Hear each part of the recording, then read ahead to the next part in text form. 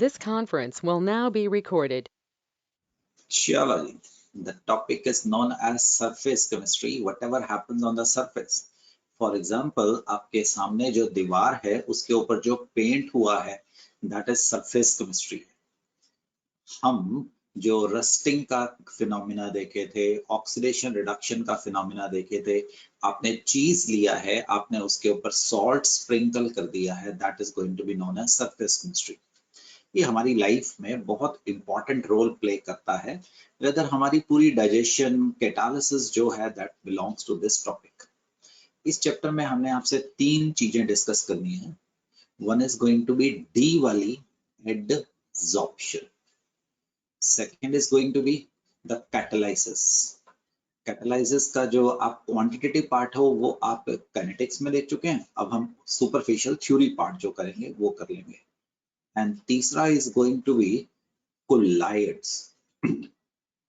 सो ये जो कोलाइड्स नाम की चीज है हम डिस्कवर किए हैं. हमारी जितनी भी मेडिसिन हैं, हार्मोन्स हैं, जो हमारे गैस्ट्रिक जूसेस हैं, वो सारे कोलाइड्स की फॉर्म में है. We are discovering even medicine जो कोलाइड्स की फॉर्म में दी जाती है वो ज्यादा अच्छी बॉडी अब्सॉर्ब करती है as compared to other thing. So these 3 topics will be covered in the surface chemistry. So let us introduce. The surface chemistry deals with phenomena that occurs at the surfaces. जैसे मैं board के ऊपर लिख रहा हूँ, that is a surface chemistry. और interface. What is interface? Solid आपका screen और उसके आगे गैस है, that is the interface. And that is represented by solid hyphen gas. Remember, due to complete miscibility, there is no interface between gases.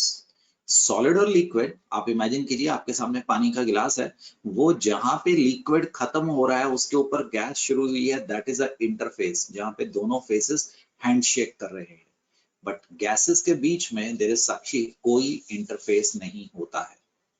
Solid, liquid and solution exhibit many properties such as surface tension, interfacial tension, spreading of liquid on the surface, adsorption, and catalytic activity of various solids, which can be only explained in terms of surface phenomena. They happen on the surface.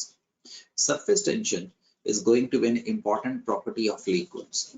According to this property, the molecules on the surface of a liquid experience a strong inward pull, and there exists some residual unbalanced forces acting on the surface of the liquid. ये कहना चाह रहा है कि अगर हमारे पास ऐसा liquid है, बी फॉर बल्क, जो अंदर मॉलिक्यूल है, उसको नेट फोर्स सब तरफ से एक्टिंग मिल रही है, तो उसके ऊपर नेट फोर्स इज 0. बट जो सरफेस के ऊपर मॉलिक्यूल है, एस फॉर सरफेस, उसको सिर्फ नीचे से खींच पड़ रही है, दैट इज इसके ऊपर अनबैलेंस्ड फोर्सेस होंगी. This property is also notice in case of solids. Solid में भी जो आप अपने सामने दीवार देख रहे हो, उसको जो उसके अंदर मॉलिक्यूल हैं वो अंदर की तरफ से अट्रैक्ट कर रहे हैं, खींच रहे हैं, जबकि वो एक एंडिंग है, उसके बाहर उसको खींचने वाला कुछ नहीं है. The surface of the finally divided solid may have residual forces because interatomic bonds get cleaved when the solid is broken into smaller pieces. अभी समझाता हूँ बेटा. In order to satisfy these residual forces, surface of the solid attract the molecules of the gases or other substances which comes into its contact. This results into higher concentration of the substance at the surface than in the bulk. That is, हम chapter को introduce कर रहे हैं.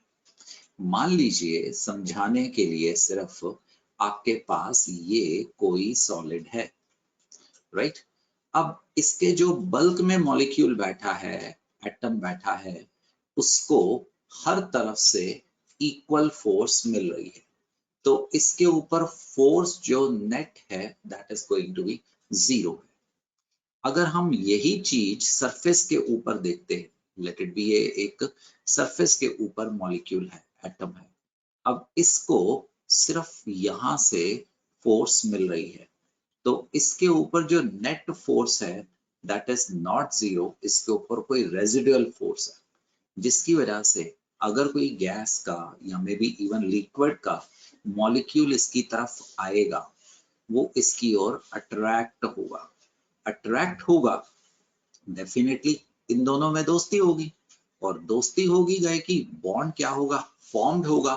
और बेटा इस phenomena को हम बोलते हैं एडसॉर्प्शन, और डेल्टा एच एडसॉर्प्शन, क्योंकि बॉन्ड बनने का है, हमेशा क्या होगी, द नेगेटिव होगी।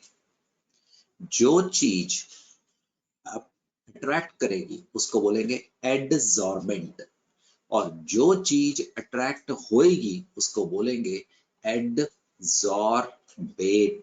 ध्यान दीजिएगा, एडसॉर्बेंट आपकी दीवार, उसके ऊपर पेंट किया गया है, that is the एडसॉर्बेट।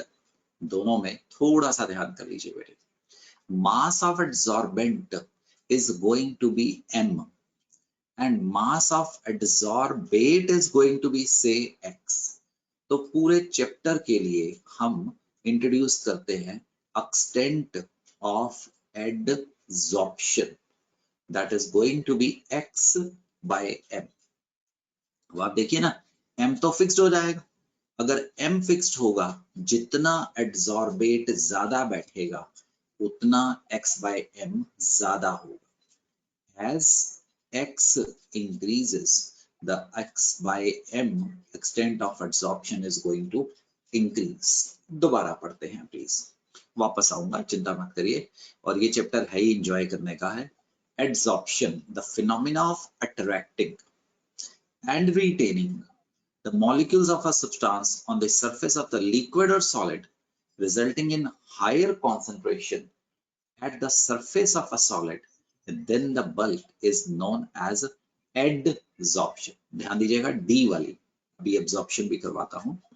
The solid surface on which adsorption happens is known as adsorbent।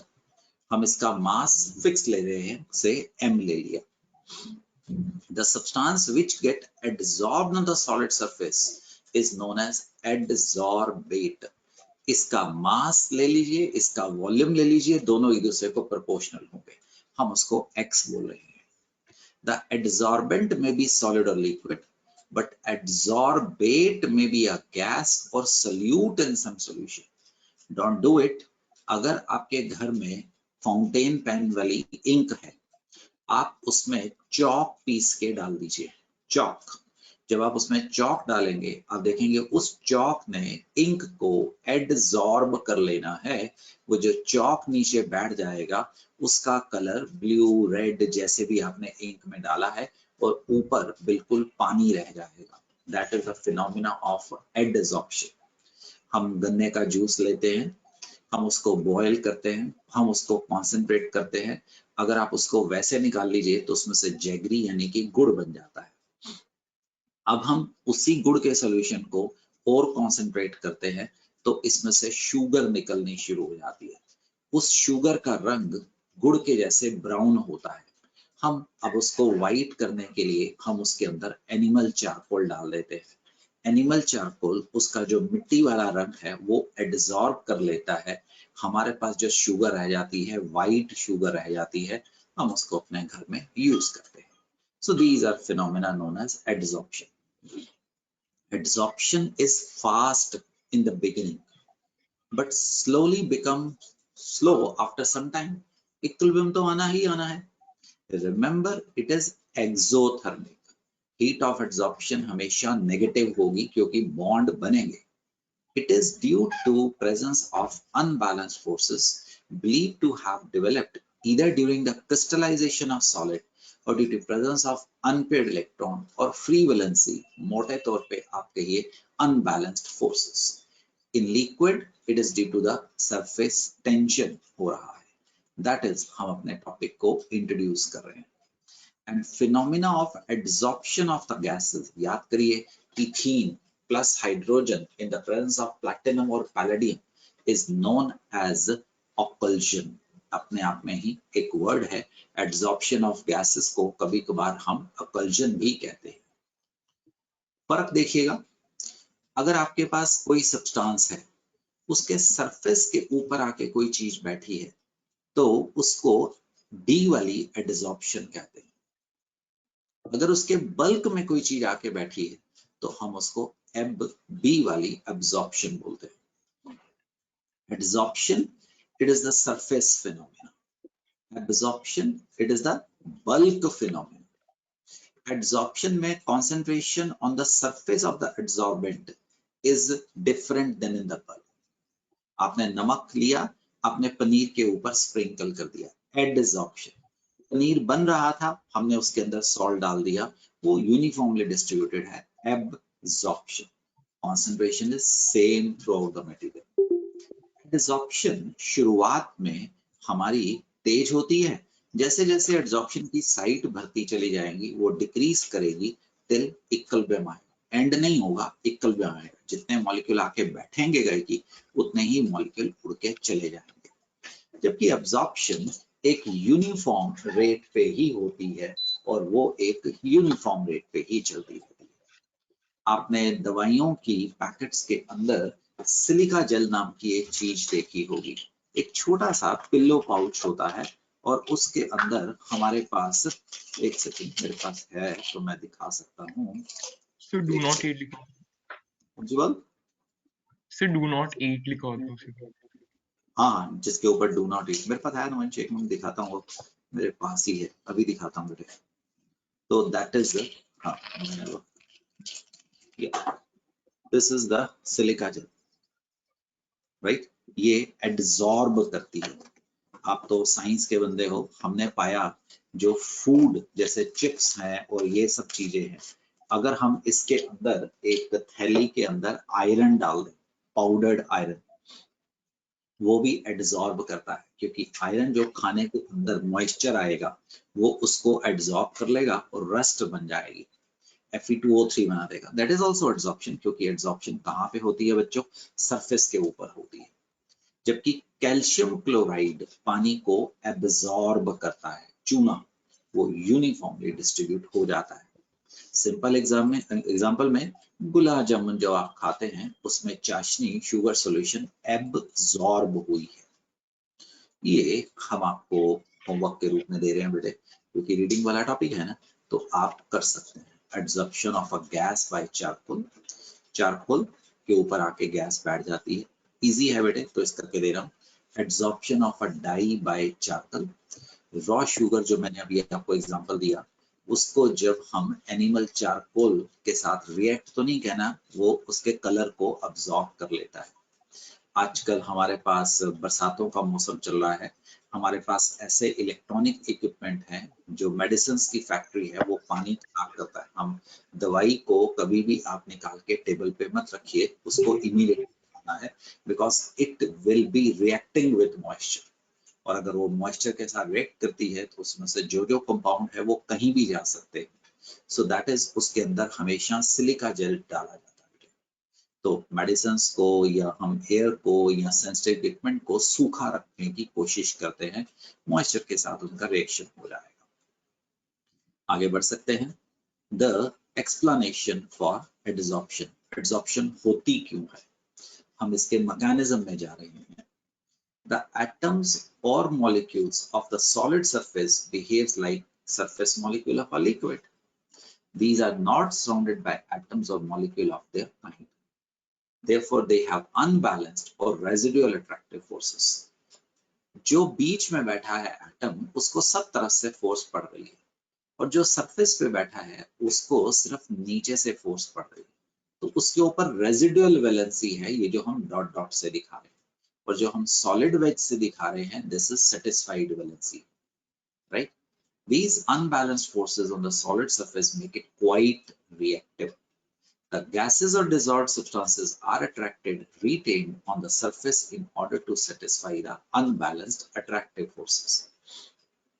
The adsorbed atoms or molecule can be held on the surface of a solid such as finely divided platinum, charcoal, आपने जो भी देखा, by van der Waals forces, और even covalent या आयनिक forces भी बनती हैं। जैसे मैंने आपको आयरन प्लस ऑक्सीजन का एग्जांपल दिया, Fe2O3 सरफेस, रस्ट सरफेस पे होती है।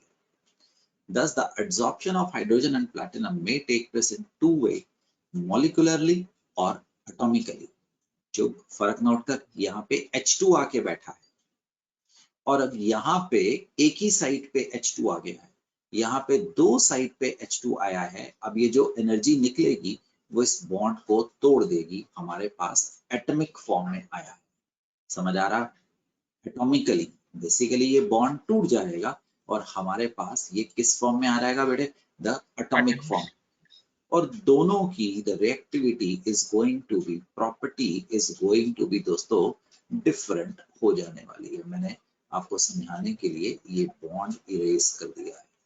I hope you can understand. ठीक, चैप्टर को एंजॉय करने वाला है बिकॉज ये अपने आप में ही लॉटरी देने वाला है।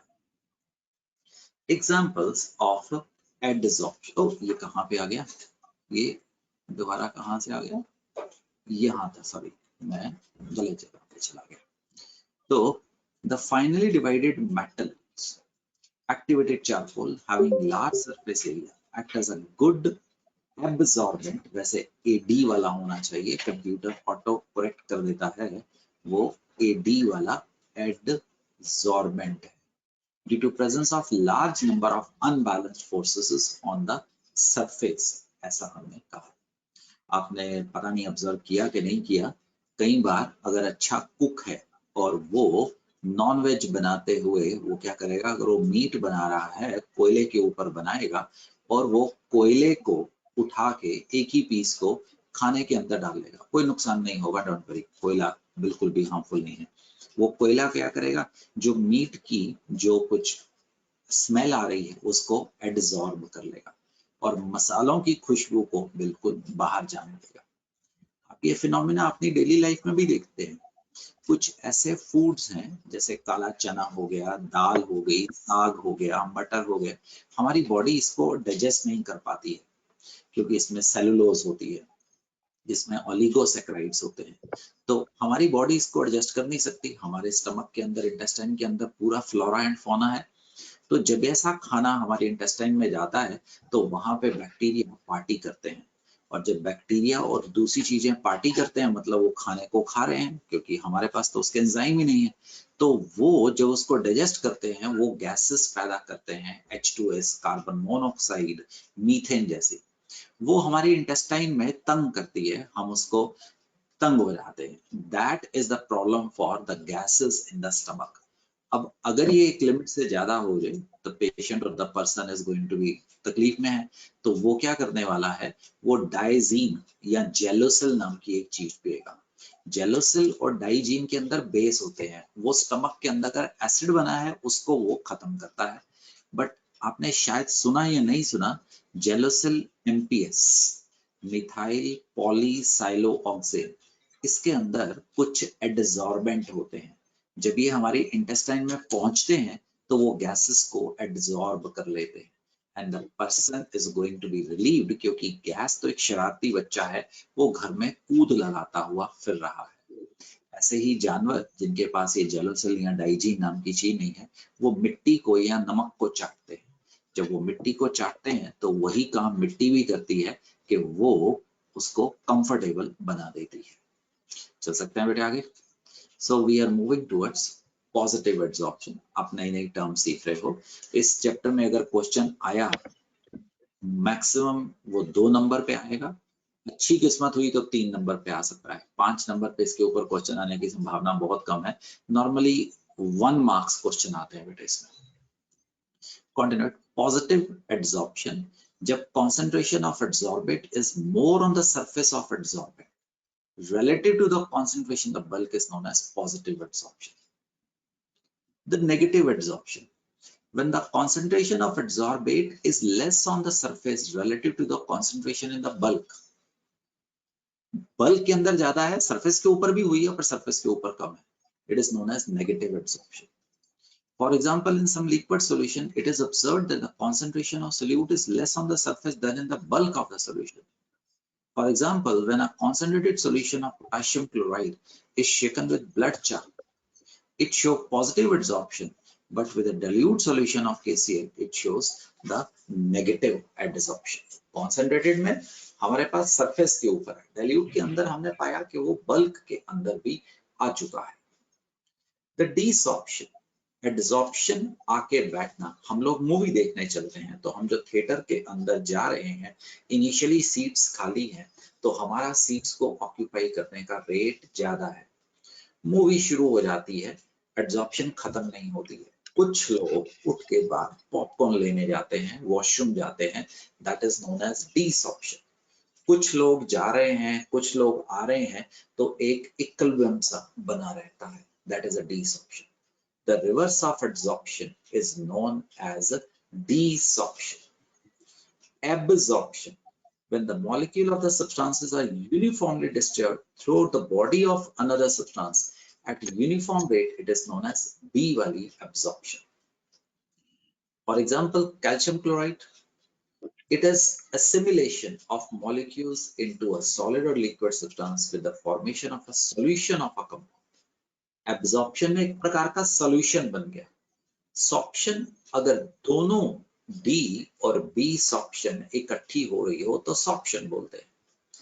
हम आज के दिन में जो कपड़े पहनते हैं, आज से अगर 25 साल पहले आप देखो तो हमारे कपड़ों का रंग उड़ जाता था, हमारे कपड़े फेड हो जाते थे।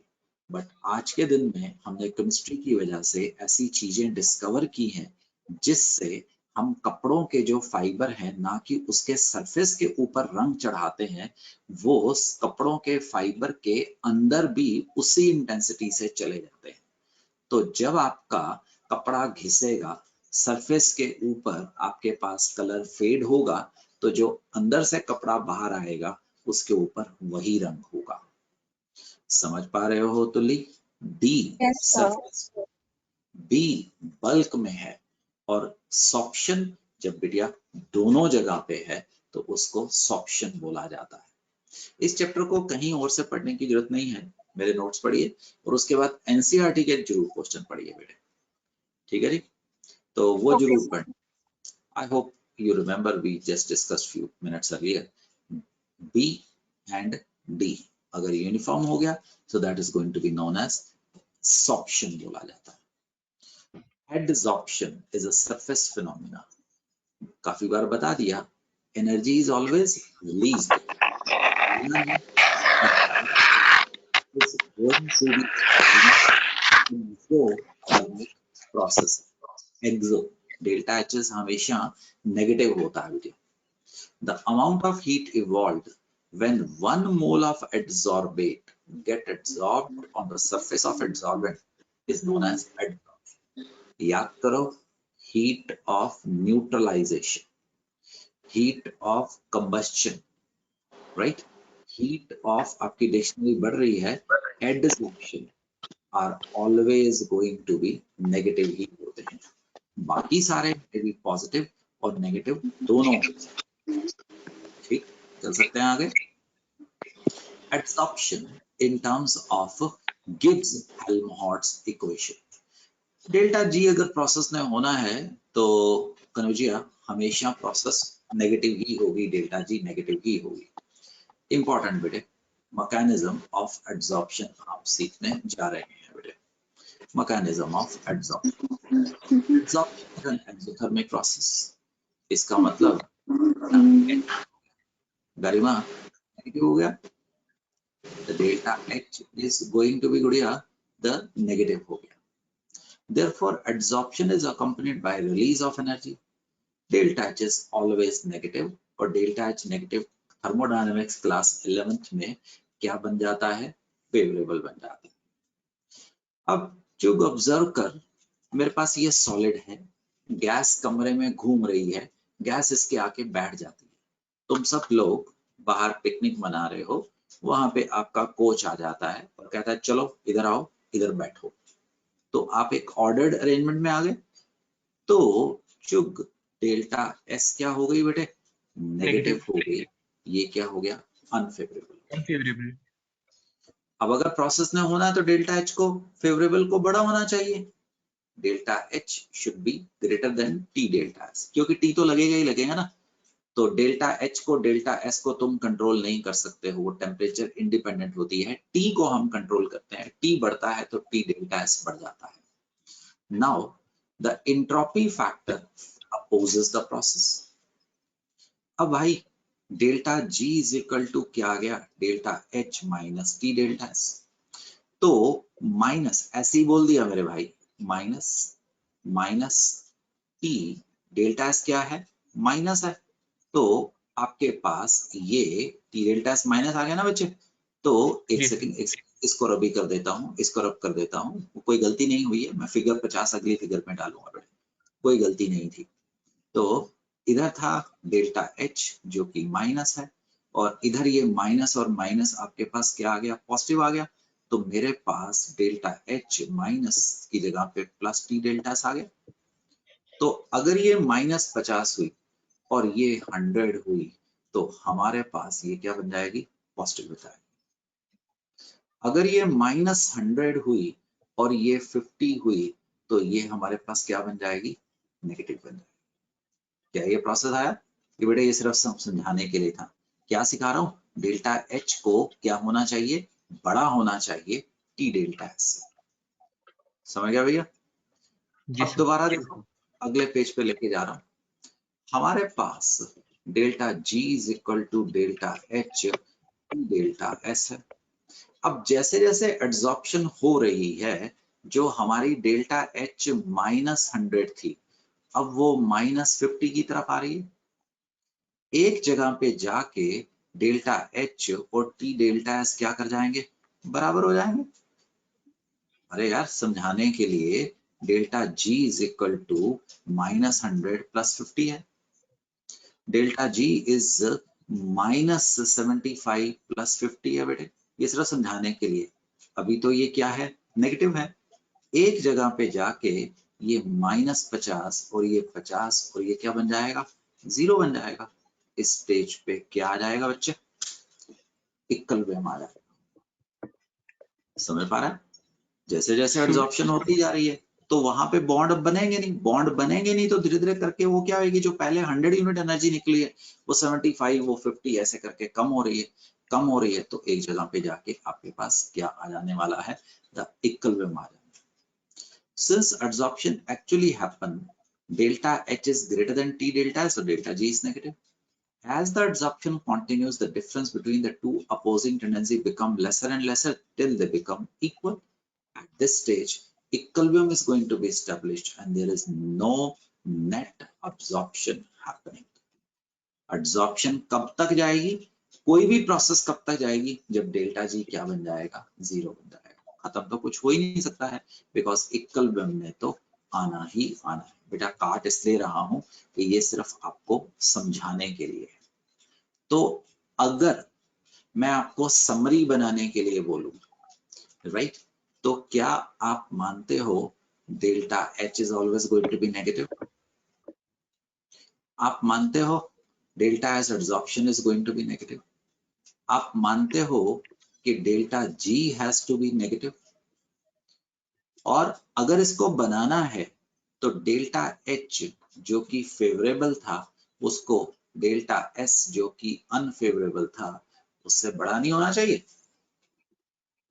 yes, sir. बस ये बात है, डोंट फॉरगेट इट। इसके लिए delta h is negative, delta S is negative and delta G is negative. आपको तो तब तक रिपोर्ट करना है ना जब तक प्रोसेस होती है। Please never ever forget. आगे बढ़ रहे हैं। Sir, एक doubt है. ऊंची बोलेगा तो पूछ, अगर ऐसे ही मन में बोलेगा तो मत पूछ। So, जो डेल्टा एच की वैल्यू होती है सर, वो डिक्रीज ही बढ़ती है. क्योंकि देख, मेरी और तुम्हारी दोस्ती है, अगर दोस्ती है तो अट्रैक्शन है, अट्रैक्शन है तो दोस्त डेल्टा एच क्या आएगा, नेगेटिव है। अब वो थिएटर की सीट ही ले ले एग्जांपल, हम 50 लोग मूवी देखने जा रहे हैं, तो शुरुआत में 50 सीटें खाली थी। जब जब आप कुर्सी पे बैठोगे तो आपकी कुर्सी के साथ दोस्ती हुई, अट्रैक्शन हुई, बॉन्डिंग हुई, डेल्टा एच क्या नेगेटिव है। अब एक जगह पे जाके कुर्सियां कम होनी शुरू हो गई, पहले 50 बॉन्ड बन रहे थे, अब 10 बॉन्ड बन रहे हैं, एक जगह पे जाके कोई भी बॉन्ड नहीं होगा, तो क्या डेल्टा एच नेगेटिव कम नहीं होगी? yes, sir. बॉन्ड बनने कम हो गए बेटे, समझ गया? yes, sir. जो एड्सॉर्प्शन बच्चे दो प्रकार की होती है, एक फिजिकल एड्सॉर्प्शन, नोट कर, मैं लिखना नहीं है, फिजिक केमी, राइट, और आगे जानबूझ के बेटे ताकि आपको याद रहे सॉप्शन। क्या चीज? Sorption. Physisorption, physical adsorption, physical forces आएंगी, hydrogen bonding, London dispersive forces. Chemisorption, ionic bond, chemical bond, covalent bond बनने वाले। एक एक करके पढ़ते हैं दोस्तों।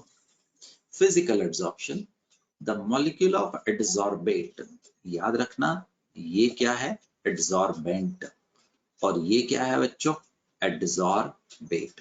इसका मास x और इसका मास बच्चों मैंने क्या लिया है? m लिया है। तो एक्सटेंट ऑफ एड्सॉर्प्शन क्या लेके चले हैं बच्चों? x by m। आप अगर चाहें ना तो इस वक्त जीओसी के ऊपर ध्यान करो, वो मेजर है और ये माइनर है जो आपको लेक्चर भेजे जा रहे हैं। नोट्स भेज दूंगा बेटा, अगली बारी में नोट्स भेज दूंगा। नोट्स इसलिए नहीं भेज रहा हूँ कि पहले आप उसको रीड कर लो और अपने हाथ से लिखने का है। तो दोनों के बीच में week attractive forces van der वाल एड्सॉर्प्शन होती है। वैन डर वाल फोर्सेस कौन सी होती हैं? डायपोल डायपोल हाइड्रोजन बॉन्डिंग जैसी। Adsorption of gases like hydrogen or oxygen on charcoal is an example of physical adsorption. It displays the feature of physical processes such as condensation. Characteristic of physical adsorption, not to be noted down. ये chapter note down करने वाला, notes बनाने वाला है ही नहीं। एक दो चीज पे आएगा, वहां पे मैं बोल दूंगा आपको कि भैया इसको एनसीईआरटी के ऊपर ना, इस पेज को एनसीईआरटी में ही स्टिक कर देना, इसके नोट्स नहीं बनाने इस चैप्टर के। लैक ऑफ स्पेसिफिसिटी, जहां पे हाइड्रोजन, नाइट्रोजन, कोई भी गैस सॉलिड के सरफेस के ऊपर आ सकती है, कोई प्रेफरेंस नहीं होती है। मेरी दोस्ती x और y से अच्छी हो सकती है, इसका मतलब ये नहीं है कि मेरी दोस्ती z से भी हो रही है। बट मेरा स्वभाव अब दूसरे केस में ऐसा है, मैं किसी से भी दोस्ती कर लेता हूँ। जब मैं किसी से भी दोस्ती कर लेता हूँ तो मैं फिजिकल एड्सॉर्प्शन में जाऊंगा। अगर मैं किसी खास बंदे से ही दोस्ती सकता हूँ तो मैं केमिकल एड्सॉर्प्शन में जाऊंगा, क्योंकि केमिकल बॉन्ड ए बी के साथ बनाता है तो जो नहीं है सी भी बी के साथ बनाएगा। Nature of adsorbate, the amount of gas absorbed by a solid depends upon nature of the gas. In general, easily liquefiable gases, gaseous state class 11th, van der Waals constant A increase करता था, holding forces बढ़ती थी। अभी बताता हूं बेटे, critical temperature अगर बढ़ता था तो holding forces बच्चों बढ़ती हैं, holding forces बढ़ती हैं। The amount of gas absorbed by a solid depends upon nature. आप और मैं कंट्रोल नहीं कर सकते हैं। In general, easily liquefiable gases, that is with higher critical temperature, are readily adsorbed as van der Waals forces are stronger near the critical temperature. 1 gram of activated charcoal adsorb more sulfur dioxide, जिसका critical temperature 63 है, then methane जिसका critical temperature 190। हम आपको नहीं कह रहे कि आप क्रिटिकल टेम्परेचर याद करो, बट आप ये तो कर सकते हो, SO2 का साइज बड़ा है तो उसमें लंडन डिस्पर्सिव फोर्सेस ज्यादा होंगी। मीथेन का साइज छोटा है, उसमें लंडन डिस्पर्सिव फोर्सेस कम होंगी। हाइड्रोजन का साइज सबसे ही छोटा है, तो अगर आप एड्सॉर्प्शन देखेंगे सबसे ज्यादा कौन सी होगी? The SO2। उससे कम कौन सी होगी? मीथेन। और उससे कम से होगी द हाइड्रोजन। पेज नंबर 20 याद रखना बेटे, अभी वापस आता हूँ, तो एक सेकंड, अभी वापस आता हूँ, दोबारा पढ़ा रहा हूँ वही चीज। पेज नंबर 20 याद रखना अगर मैं भूल गया बेटा। तो Naman, nature of adsorbate, easily liquefiable gases like with higher critical temperature, because easily liquefiable gases have stronger intermolecular forces. Ammonia, HCl, CO2 are adsorbed to a much greater extent than permanent gases like N2O2, etc. 1 gram of activated charcoal adsorb more SO2, critical temperature 630 Kelvin, and methane critical temperature 190 Kelvin. अगर आपको +1 का concept भूल गया है तो size याद रखो। What is critical temperature? It is a temperature up to which a gas can be liquefied by applying sufficient pressure. It is impossible to liquefy a gas above this temperature. Size देख लो दोस्तों, holding forces देख लो, H2, N2, CO, ammonia, CO2, methane, ammonia, SO2। Ammonia में hydrogen bonding होगी। Critical temperature याद नहीं करना, 33, 126। Amount of absorbed gases, जहां पे ये 4.5 है, ये 16.2 है, ये 380 है। डाटा नहीं याद करना, क्या समझ पा रहे हो? गैस का साइज बड़ा हो रहा है, क्रिटिकल टेम्परेचर बड़ा हो रहा है, ईज ऑफ लिक्विफिकेशन ज्यादा हो रही है, एड्सॉर्प्शन ज्यादा हो रही है। ठीक है जी, द एड्सॉर्प्शन ज्यादा हो रही है। वापस उसी पेज पे जाऊंगा। रिवर्सेबल नेचर, हम कर क्या रहे हैं? फिजिकल एड्सॉर्प्शन के कैरेक्टरिस्टिक्स पढ़ रहे हैं। The physical absorption is generally reversible. Gas आके बैठ जाएगी, गैस आके उड़ जाएगी। मैंने बात पार्क में एक बेंच रख दिया है, कोई ऐसा नहीं कहा कि कोई खास बंदा ही हरे कपड़े पहनने वाला इसके ऊपर बैठ सकता है, नहीं, किसी भी प्रकार का आदमी उस पर बैठ सकता है। तो फिजिकल एब्जॉर्प्शन नॉट स्पेसिफिक, वो उठ भी सकता है और नया बंदा आ भी सकता है। The more of the gas is absorbed when pressure is increased as the volume of the gas decreases. Star का मतलब बेटे जस्ट वेट, डिटेल में डिस्कस कर रहा हूँ। ये कह रहा है कि जैसे जैसे प्रेशर बढ़ाओगे तो गैस एब्जॉर्ब ज्यादा होगी, and gas can be removed by decreasing pressure concentration. Since the adsorption process is exothermic, you remember exothermic processes are favored by Naman, decrease in temperature. Therefore, the physical adsorption occurs readily at low temperature and decreases with increasing temperature, least active principle. As the kinetic energy of the gas molecule increase, they leave the surface of what? Adsorbent. देखो भी क्या कहना था उसने उस page में। हम अभी किसकी बात कर रहे हैं दोस्तों? फिजियोप्शन की बात कर। अगर यहाँ पे आप लेते हो x/m और यहाँ पे बच्चों आप लेते हैं टेम्परेचर, तो अगर ये देखना है तो प्रेशर को फिक्स कर दो। अब टेम्परेचर अगर लीस्ट था तो x/m was maximum, because the process कौन सी है हमारे पास? एक्सोथर्मिक। तो अगर टेम्परेचर बढ़ाओगे बच्चों तो ये इस तरीके से आने वाली है। टेम्परेचर के बढ़ाने से, हाँ जी, x/m क्या कर रही है? डिक्रीज कर रही है। आप दूसरे तरीके से भी ले सकते हो, गैस की किनेटिक एनर्जी बढ़ेगी तो गैस भाग जाएगी। हालांकि अभी मैंने केमिसॉर्प्शन शुरू नहीं किया है, बट ये सही जगह है इन दोनों को कंपेयर करने की। अभी हम थोड़े समय में केमिसॉर्प्शन पे भी पहुंच जाएंगे, वहां पे भी हमें यही चीज करवाएंगे आपको। याद करो, केमिसॉर्प्शन में केमिकल बॉन्ड बनने हैं। Iron plus oxygen forms Fe2O3. Iron plus nitrogen forms the iron nitride or ferric oxide, as the case may be. अब देखो इसमें x/m पहले बढ़ेगी, मैक्सिमम पे जाएगा, बिकॉज, हाँ जी बेटे, minimum amount of activation energy is needed for chemical reaction. for chemical reaction. अब वंस वो काम हो गया दोस्त, एक बार वो काम हो गया, उसके बाद ये नीचे आ जाएगी। क्यों भाई नीचे क्यों आएगी? बिकॉज एक लिमिट तक जितने बॉन्ड बनने थे बॉन्ड बन गए, उसके बाद बॉन्ड डीकंपोज करने शुरू हो जाएंगे। फर्क समझ पा रहे हो? दोनों पे टेम्परेचर का क्या इफेक्ट होने वाला है, ये क्लियर है अरोड़ा? आगे जा सकता हूँ video. The effect of temperature on physisorption and chemisorption. आगे फिर आएगा तो आपको बोल दूंगा कि refer page number 21। Surface area of adsorbent. कभी तुम लोगों ने ऑब्जर्व किया, आपने अपने फुटबॉल का अगर वो पंचर हो गई होगी तो आपने पंचर लगवाया होगा, अपने साइकिल में भी पक्का पंचर लगवा के, कार में भी देखा तो होगा। वो जो भी उसको पंचर लगा रहा है वो पहले सरफेस को रब करता है, फिर उसके ऊपर वो लोशन लगाता है। बिकॉज जब वो रब करेगा तो सरफेस एरिया खुरदरा होगा, ज्यादा सरफेस एरिया होगा, अब उसके ऊपर पेंट सही होगा। आपने अपने घर में पेंट करवाया है तो कभी सीधा दीवार पे पेंट नहीं होता, पहले उसको सैंड पेपर से रब किया जाएगा, जब उसको रब करेंगे तो उसका सरफेस एरिया बढ़ जाएगा, अब उसके ऊपर पेंट बैठेगा, राइट। अगर आप दो चीजों को आपस में जोड़ रहे हैं तो पहले उसको रब करके उसका सरफेस एरिया बढ़ाया जाएगा। तो सरफेस एरिया अगर बढ़ेगा तो एक्सटेंट ऑफ एब्जॉर्प्शन क्या करेगी, बढ़ेगी, राइट। फाइनली डिवाइडेड मेटल को सरफेस एरिया बहुत बढ़ा देते हैं।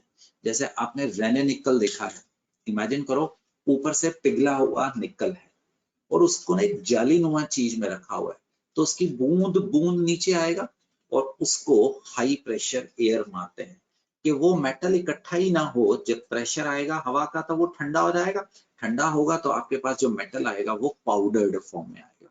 अगर पाउडर्ड फॉर्म में आप वहां पर डालेंगे तो एब्जॉर्प्शन ज्यादा होगी। ये आपको बता चुका हूं, enthalpy of absorption is negative. Physical absorption बेटे 20 to 40 किलोजूल पर मोल की होती है। हमने ऑब्जेक्टिव क्वेश्चन देखे हैं, फिजिकल एब्जॉर्प्शन डेल्टा एच कितनी वैल्यू है, ये कम होगी क्योंकि फिजिकल बॉन्ड कोई मजबूत बॉन्ड नहीं बनते। केमिसॉर्प्शन और केमिकल एब्जॉर्प्शन दोनों के बीच में, हाँ जी, क्या चीज होती है, द केमिकल, जो कोवेलेंट भी हो सकते हैं और आयनिक भी हो सकते हैं। For example, hydrogen is chemisorbed on nickel. Hydrogen molecule is first adsorbed by van der Waals force, physical adsorption. Then the hydrogen atom are chemisorbed. बात समझ आई? ये देखो, ये निकल का सरफेस था, इसके ऊपर हाइड्रोजन आ गया। आप ध्यान से देखिए, जो हाइड्रोजन आया है वो मॉलिक्यूलर फॉर्म में आया है, फिजिसॉर्प्शन। फिजिकल एड्सॉर्प्शन, यहाँ पे क्या दिखा रहा हूँ, H और H के बॉन्ड टूटने डॉटेड शुरू हो गए। अब ये पूरे के पूरे टूट गए। की बार क्या हो गया है, अब केमिसॉर्प्शन। यहाँ पे क्या हुई थी बेटे, the physical adsorption. Chemical adsorption उसने रिएक्ट कर दिया। Chemisorption is highly specific. आप जानते हैं फलां चीज उसके साथ कंबाइन करेगी तो होगा, हर कोई चीज ऑक्साइड नहीं बनाएगी। अगर ऑक्सीजन को आप केमिसॉर्प करवा रहे हैं किसी के ऊपर, वो प्लैटिनम के ऊपर नहीं बैठेगी क्योंकि प्लैटिनम ऑक्साइड नहीं बनाता है। हाँ, वो आयरन के ऊपर, सिल्वर के ऊपर बैठ सकती है, गोल्ड के ऊपर नहीं बैठेगी। Chemisorption is irreversible. बॉन्ड बन गया तो बन गया, अब एग्जैक्टली उसी सिचुएशन में आप नहीं लेके आ सकते। ये आपको करवा दिया था।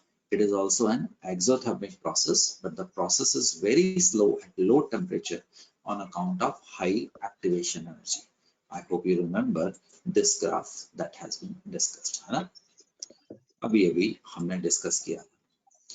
Physisorption of a gas adsorbed at low temperature may change into chemisorption at high temperature. At high temperature अभी दिखाऊंगा बेटे, कहीं पे मैंने डाला है थोड़े समय में ये। The difference between physisorption and chemisorption is exemplified by nitrogen on iron. जब low temperature पे it is physisorbed, physical adsorbed. Physical adsorption बेटे multi layer होती है। At 773 Kelvin it is chemisorbed, forming bond with nitrogen. Iron nitride बन गया, समझ पा रहे हो? Low temperature पे chemisorption, कितने टेम्परेचर पे बेटे, 83 केल्विन पे। अगर आप टेम्परेचर को बढ़ाओगे तो एक जगह पे नाइट्रोजन गैस डिसॉर्ब होएगी। अब उसके बाद अगर और बढ़ाओगे तो उसके बीच में केमिकल बॉन्ड, कोवेलेंट बॉन्ड बनना शुरू हो जाएगा। हमारे पास आयरन नाइट्राइड जैसी चीज बन जाएगी बच्चों। क्या ये कॉन्सेप्ट समझे दोस्तों? ये कॉन्सेप्ट बताया था। फिजिसॉर्प्शन लो टेम्परेचर पे चेंज हो सकती है, chemisorption at high temperature. Usually high pressure is also favourable but not essential. वो तो अगर रिएक्शन हो रहा है तो कंसंट्रेशन बढ़ाओगे, प्रेशर बढ़ाओगे तो उस प्रोसेस में तो तेज होना ही होना है। सरफेस एरिया बढ़ाने से केमी और फिजिक दोनों बढ़ते हैं। एंथैल्पी ऑफ एड्सॉर्प्शन यहाँ पे काफी ज्यादा पाई गई है। Let's again repeat it.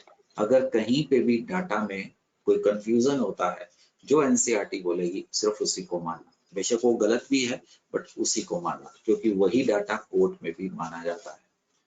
तो मैं आपको ये चीज होमवर्क के रूप में दे रहा हूं, ठीक। वही चीज फिजिक्स ऑप्शन क्या होती है बच्चों, मल्टीमॉलिक्यूलर। और केमिस ऑप्शन क्या होती है दोस्त, यूनिमॉलिक्यूलर। यूनिमॉलिक्यूलर। पढ़ के बताओ, रिपीटिशन का मुद्दा है। हीट ऑफ एब्जॉर्प्शन केमी में कितना है, 82 to 40 किलोजूल पर मोल। यहाँ पे कितना है, 20 to 40। 20 to 40। 6 ग्राफ आपको बता चुका हूँ, कोई दिक्कत नहीं है, ठीक है जी। 6th वाला ग्राफ आपको करवा चुका हूँ, देयर इज नो प्रॉब्लम, है ना जी। तो आप चल सकते हैं। Kindly read it, please don't make notes. Factors affecting absorption of gases, अभी अभी किया था। Nature of absorbent, specific area, समझ पा रहे हो। ये जो चिकनी मिट्टी है ये बड़ी अच्छी एब्जॉर्बेंट है, बहुत अच्छी एब्जॉर्बेंट है। आप जो खाना खाते हो, आप जो उसको च्यू करते हो, उसका कारण वही है। खाना जब स्टमक में, इंटेस्टाइन में जाएगा तो उसके ऊपर एंजाइम्स वो बैठेंगे, वो उसके सरफेस पे आते हैं, उसके अंदर नहीं जाते हैं। तो जितना आपने च्यू करके सरफेस एरिया बनाया होगा वो बॉलस ज्यादा अच्छा बनेगा, तो उतनी हमारी एक्सटेंट ऑफ एब्जॉर्प्शन बेटे ज्यादा होने वाली है। तो हम कर क्या रहे हैं, factors affecting absorption, nature, specific area, याद आ गया, नेचर ऑफ एब्जॉर्बेट किया है, pressure. At constant temperature, if pressure is increased, adsorption increases. The increase is much greater if temperature is going to be low. थोड़ा समय दीजिए क्योंकि detail में derive करना है। Freundlich gave the relationship between X by M, extent of adsorption, versus the pressure.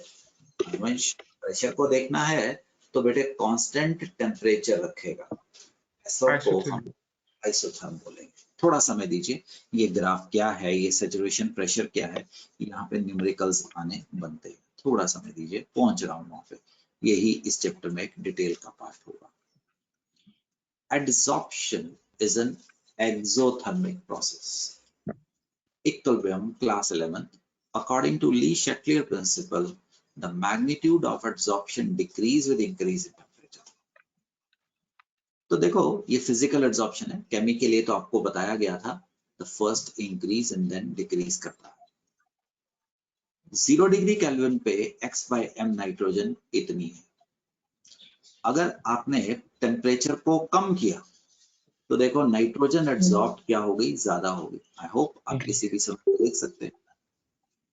और अगर आपने टेम्परेचर को और कम किया तो x by m क्या कर गई, बढ़ गई।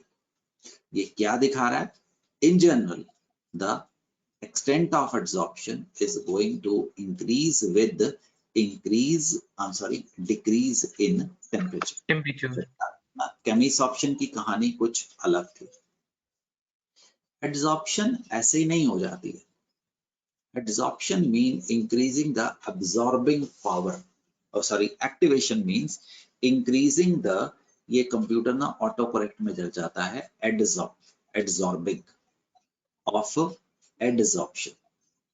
This is usually done by increasing the surface area, which can be done by making the surface rough. अरे तुम लोगों ने घर में कभी सीमेंट का काम भी होते देखा होगा, अगर उसने दीवार खड़ी करनी है जमीन से तो Yes, वो sir. नहीं खड़े कर देगा, पहले वो हथौड़ा लेगा और फर्श को वो रफ करेगा, क्योंकि रफ करेगा तो मजबूती पकड़ेगा। अगर आप अपने कमरे में दीवार ऐसी खड़ी कर दो तो उसका कोई कांटेक्ट ही नहीं होगा, तो उसको कांटेक्ट बनवाना होगा।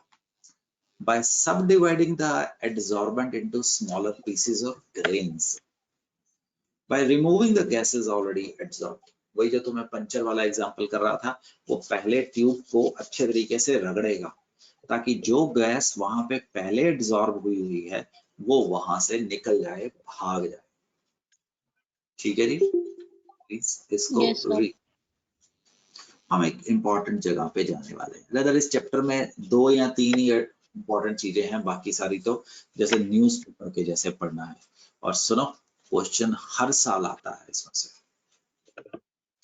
Adsorption isotherms, the amount of a sir gas. अभी इसके नोट्स बनाने हैं?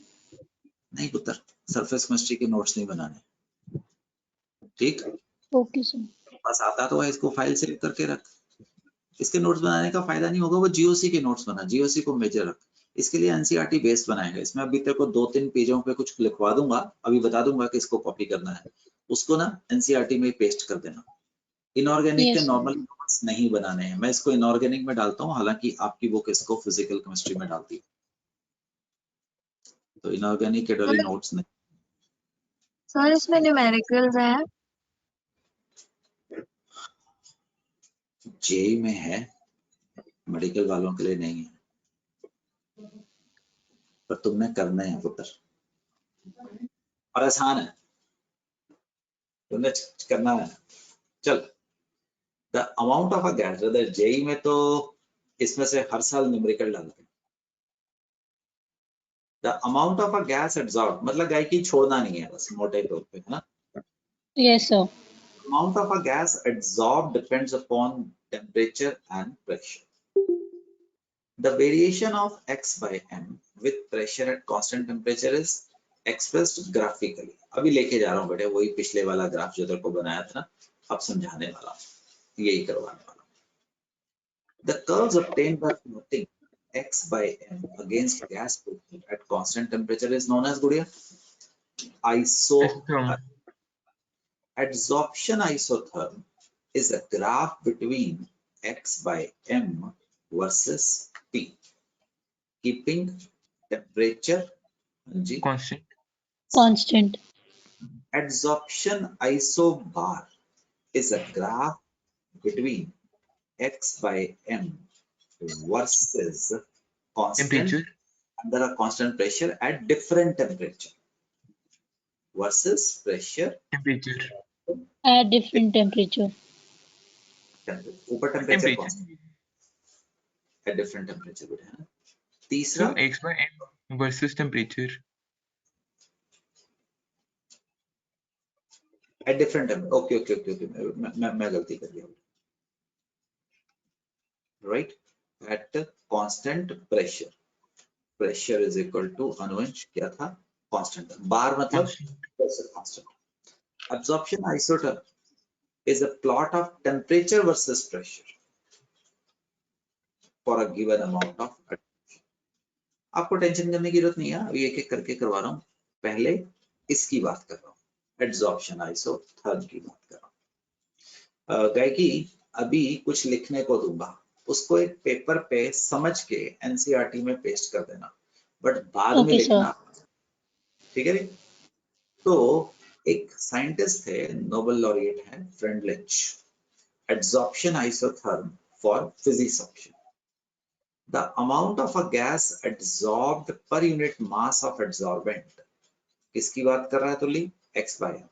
X by m. Increases as pressure increases in initial stages, then much more slowly after attaining the limiting value as the surface becomes saturated, fully covered by the gas molecule.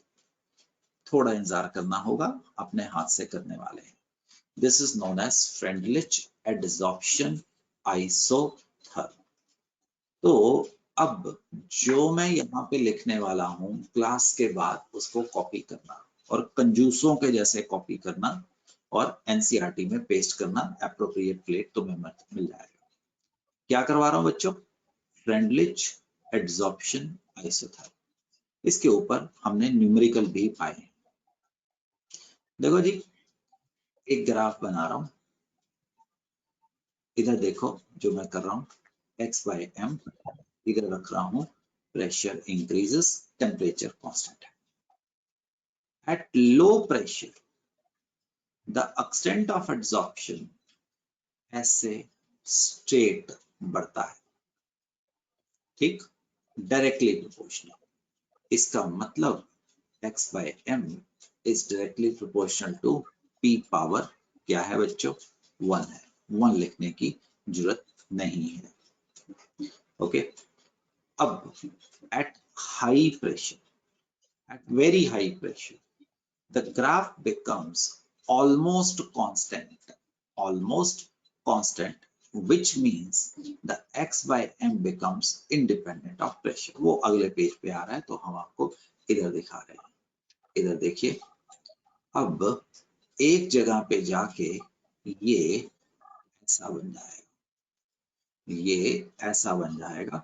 इसका मतलब अब pressure के बढ़ाने से आपका x by m क्या कर जाएगा, कांस्टेंट हो जाएगा. इस प्रेशर को PS, where PS is known as equilibrium pressure, saturation pressure बोलते हैं. समझ पा रहे हो? At low pressure Yes, and sir. high pressure. दोबारा आगे चलते हैं, दोबारा वही वाला ग्राफ बनाते हैं. 2 मिनट दीजिएगा, बनाना जरूरी है तो आपको समझ आ जाएगा क्या कर रहा था. इस एक्सिस पे क्या रखा था, x by m.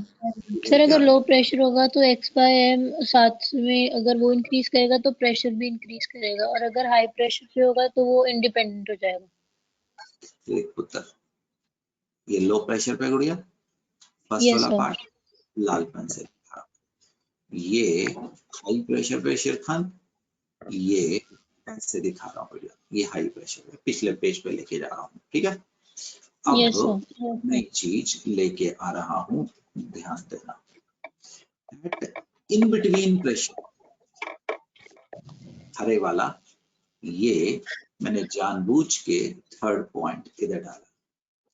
In the intermediate range of pressure, the x by m will depend upon the power of pressure which lies between बच्चों 0 से लेके 1, क्योंकि यहाँ पे x by m was directly proportional to chug 1.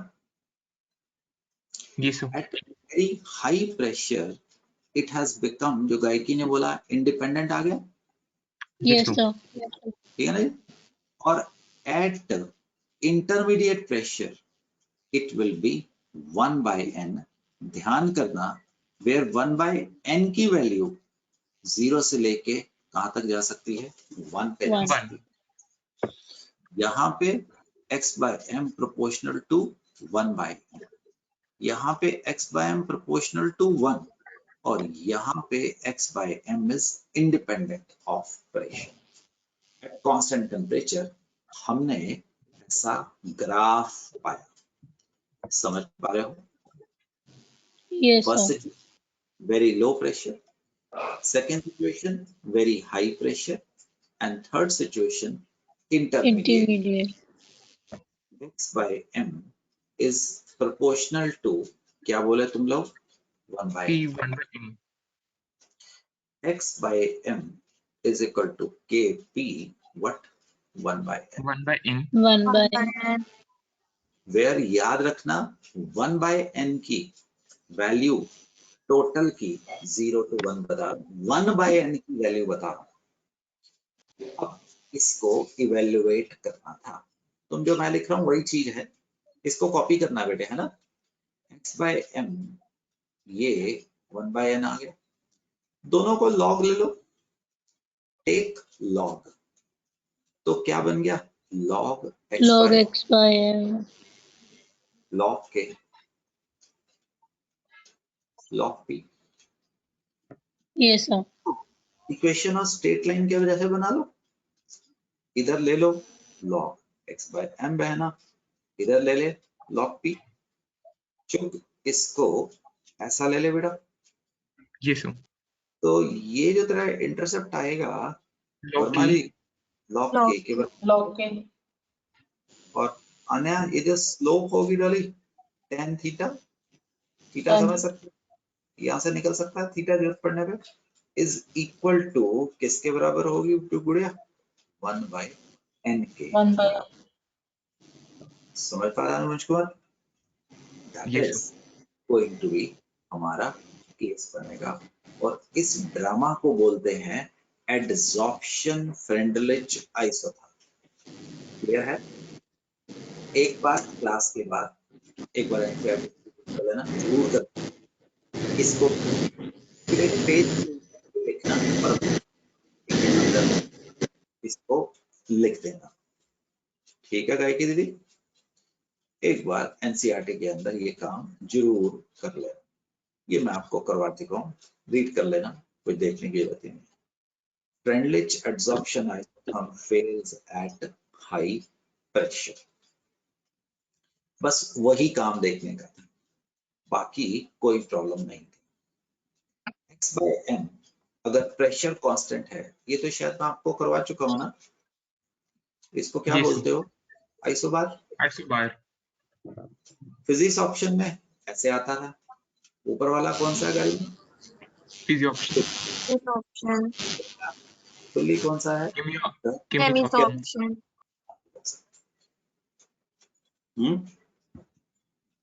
आगे बढ़ सकता हूँ बेटे, ये करवा चुका हूँ, it's not a big issue. आपको सुन के खुशी होगी कि हम एड्सॉर्प्शन में से बाहर आने के लिए तैयार बैठे हैं, बस उतना सही है और कुछ नहीं है। एड्सॉर्प्शन 3 लेक्चर लगेंगे बेटे इसको खत्म करने, क्योंकि वो जो कोलाइडल स्टेट है ना, वो थोड़ा ज्यादा समय ले जाएगा, ज्यादा से ज्यादा 3 लेक्चर लगेंगे।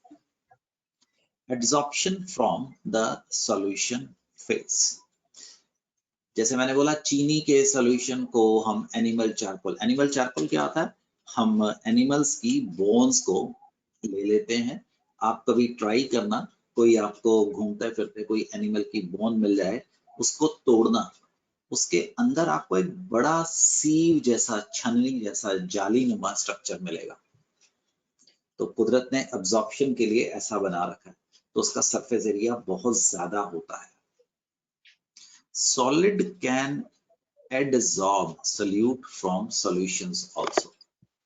For example, when a solution of acetic acid in water is shaken with charcoal, a part of acid is adsorbed by the charcoal and concentration of the acid will decrease. Similarly, the litmus solution when shaken with the charcoal become colorless. Agla point, the precipitate of magnesium hydroxide attains blue color when precipitated in the presence of magneson reagent.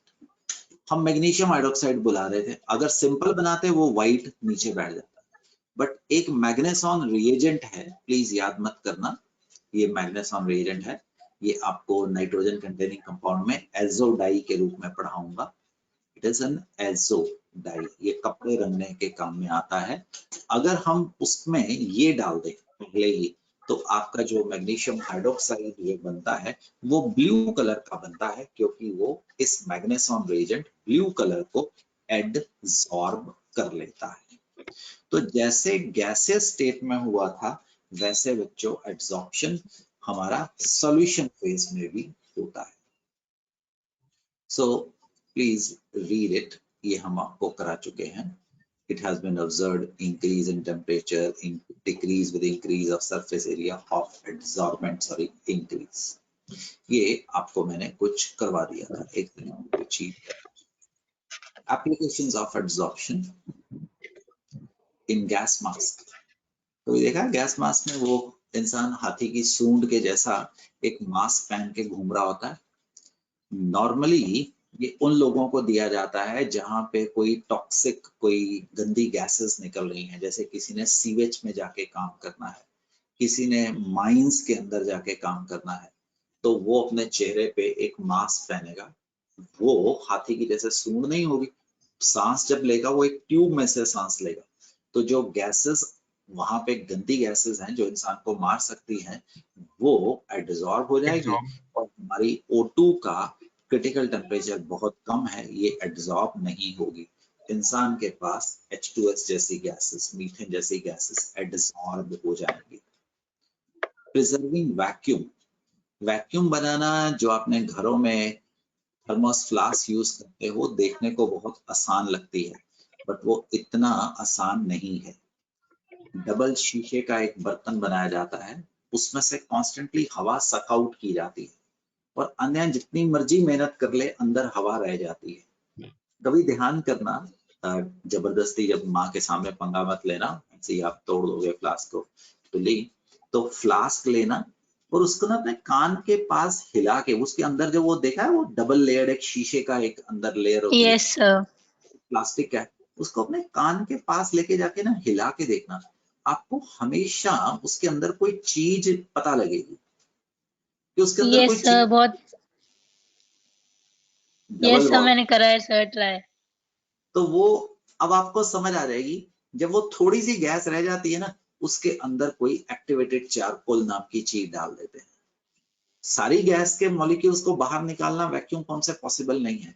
अब क्या होगी, जो थोड़ी बहुत ही gas रह चुकी होगी ना, वो उस एनिमल चारकोल, वो उसके अंदर ही होती है, दोनों ग्लास की लेयर के अंदर, वो बची कुची गैस को डिसॉल्व कर लेगी। That can result into the, आपको एक ये एब्जॉर्प्शन का फिनोमेना।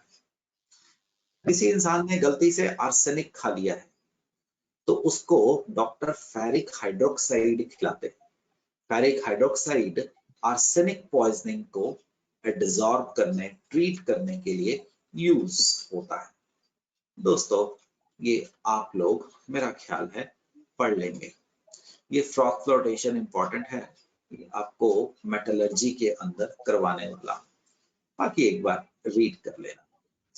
और गायकी ने जो पूछा था, गायकी मैंने जानबूझ के तेरे को शॉक नहीं दिया, try these questions, yes sir. All hints are given. और गायकी सबसे इंपॉर्टेंट चीज बेटे, टेंशन तो कोई है नहीं, ठीक है जी। Yes sir. तो करने की कोशिश कर, अभी आप करेंगे। और नॉन मेडिकल वालों को ये क्वेश्चन पूछे गए हैं, मेडिकल वालों को मेरे को टेंशन तो नहीं है, बट हमने छोड़ना नहीं है, right? All hints have been provided, don't leave it my dear friends, काम आने वाला है, ठीक है जी।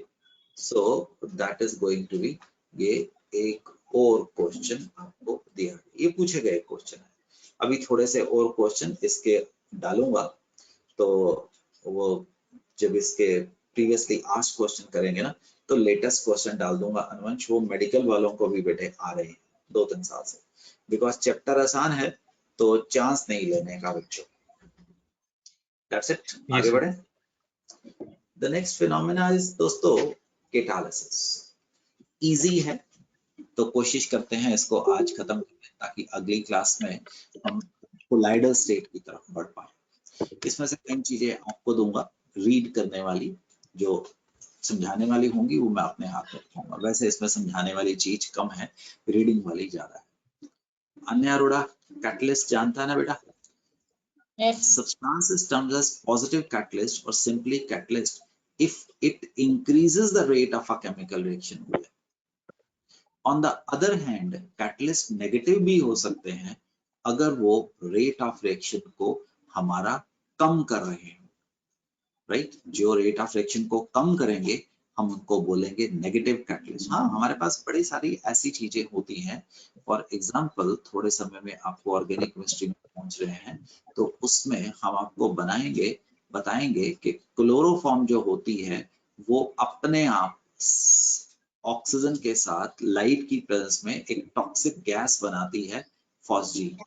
हम इसके ऊपर थोड़ा सा इथेनॉल डाल देते हैं, इथेनॉल इस टॉक्सिक गैस को खत्म कर देता है, हम इसको नेगेटिव कैटलिस्ट का नाम देते हैं।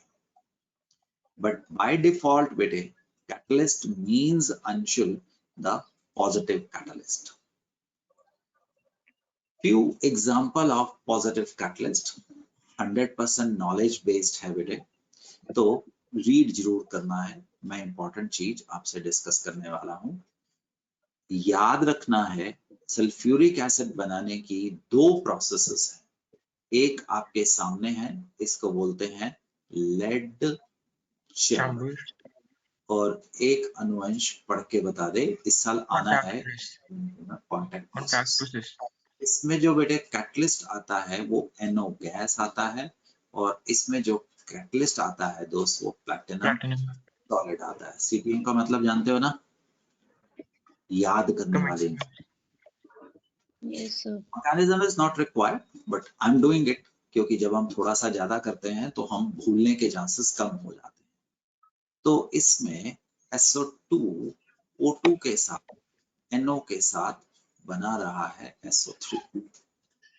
कैटलिस्ट या तो रिएक्ट नहीं करता या बाद में वैसे का वैसा बाहर आ जाता है।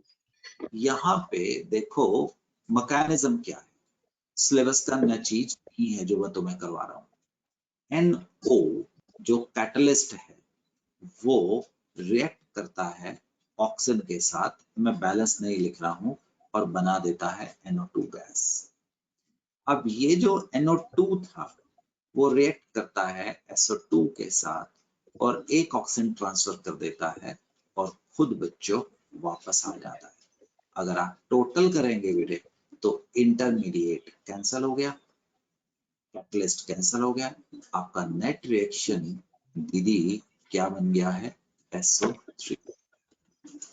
कैटलिस्ट इज अ सब्सटेंस जो कि यूज नहीं होता है, कभी कभार वो यूज हो जाता है बट वो बाद में वैसे का वैसा आ जाता है। I am a catalyst in your life.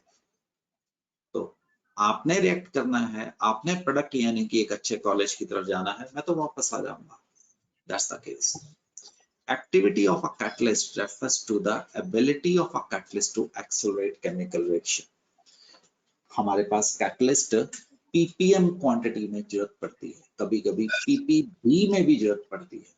अरे कॉन्टैक्ट प्रोसेस इसने प्लैटिनम के साथ V2O5 सॉलिड भी नीचे लिख दिया है, V2O5 सॉलिड भी यूज होता है, प्लीज रीड इट।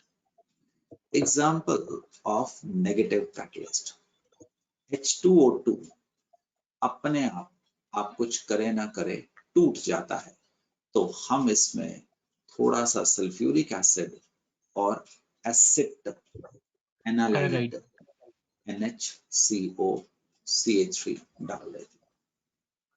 इनको याद नहीं करना है, रीड करना है। आपकी गाड़ियों के रेडिएटर्स के अंदर हम ग्लिसरॉल एंटी फ्रीज यूज करते हैं, जहां पे वो एलिवेशन इन बॉइलिंग पॉइंट और डिप्रेशन इन फ्रीजिंग पॉइंट लेके आता है।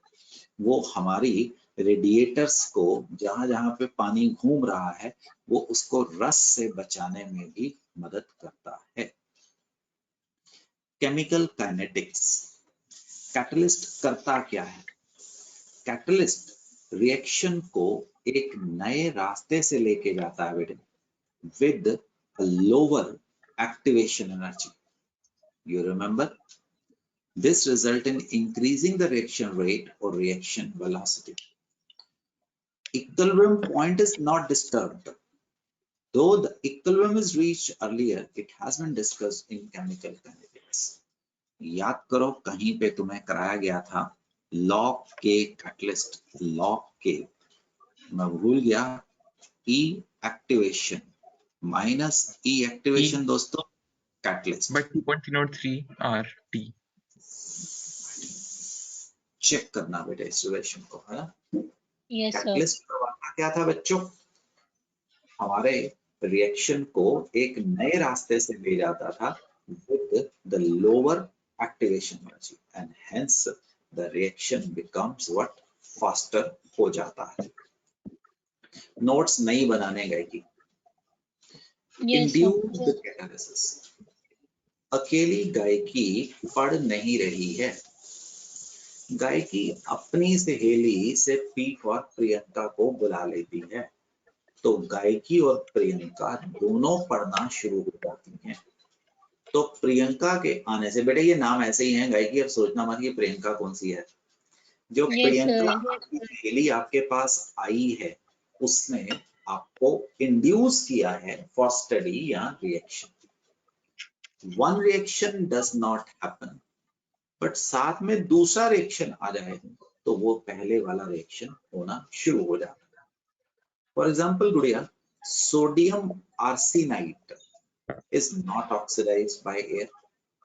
However, on passing air through a mixture of sodium arsenide and sodium sulfite, दोनों रिएक्शन होने शुरू हो जाते हैं। Thus, the oxidation of sodium sulfite influences the oxidation of sodium arsenide. समझ आया पुत्र?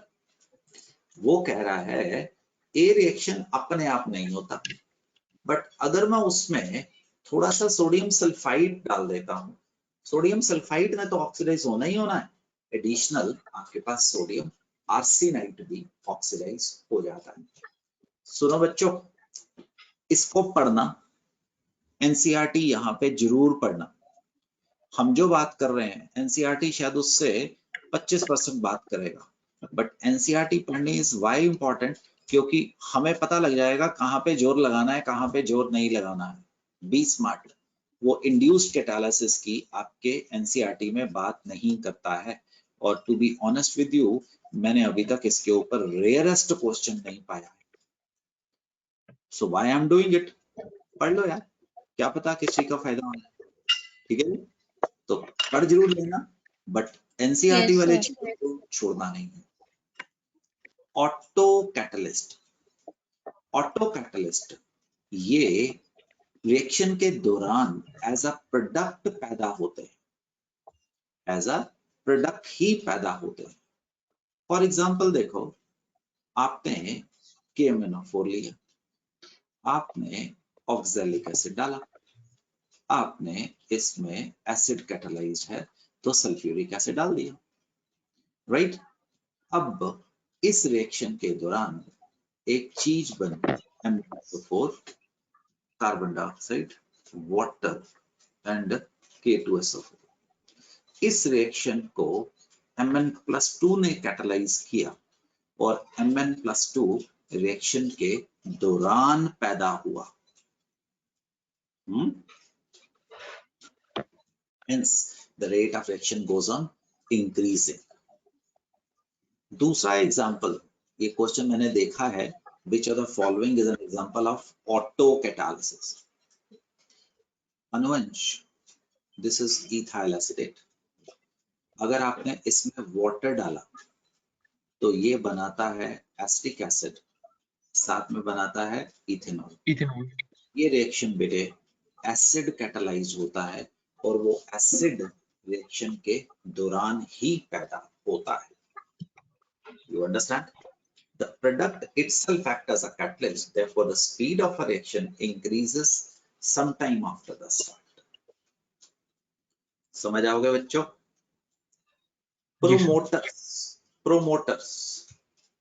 प्रोमोटर्स कैटलिस्ट की एक्टिविटी को बढ़ाते हैं। They are like vitamins to the catalyst, right? For example, आपके पास हाबर प्रोसेस है, N2 3H2 gives you 2 ammonia. इसमें हमारे पास आयरन इज द कैटलिस्ट, हम इसमें थोड़ा सा मोलिब्डेनम और K2O पोटेशियम ऑक्साइड पाके देखे कि कैटलिस्ट की activity is going to increase, that is going to be the promoter. Ditto similarly हमारे पास एक सब्सटेंस है inhibitor. Inhibitor is a substance which, when added during the preparation of a catalyst, reduces the activity to a considerable extent. For example, carbon monoxide or H2S act as a poison or inhibitor for Haber process. जहां पे ये क्या था बेटे, promoter था, जबकि carbon monoxide और H2S लिखना था। हाँ भी तुली, अन्या ये क्या है बेटिया, पॉइजन है और इनहिबिटर। फॉर एग्जांपल एसिटाइलिन, अगर आप उसमें निकल और प्लैटिनम या पैलेडियम डालते हो in the presence of hydrogen, हमें ये रिएक्शन जाता है कहाँ पे बेटे, इथेन पे। इथेन। अगर चुग तुम इसमें hydrogen in the presence of palladium और पॉइजनड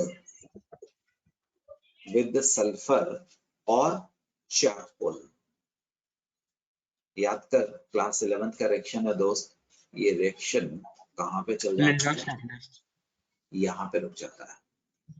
तो यहाँ पे सल्फर ने उसकी कैटालिटिक एक्शन को बेटे कम किया, राइट।